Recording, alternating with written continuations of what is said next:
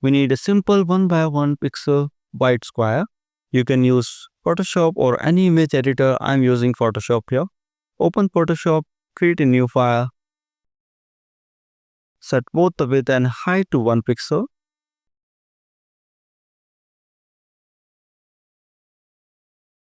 Set the color mode to 32-bit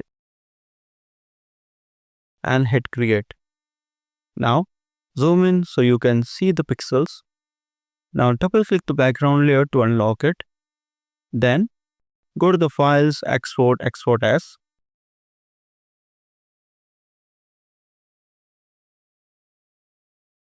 Here select PNG and export it. Rename the file to something like swire.png. We can now close the Photoshop. Don't worry, if you don't want to create this yourself, I will be providing all the necessary assets in the resources folder, so you can just drag and drop them. Now drag your Square.png into the project,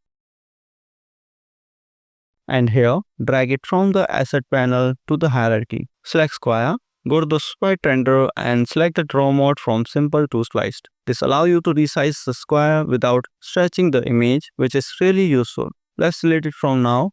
We will back to it.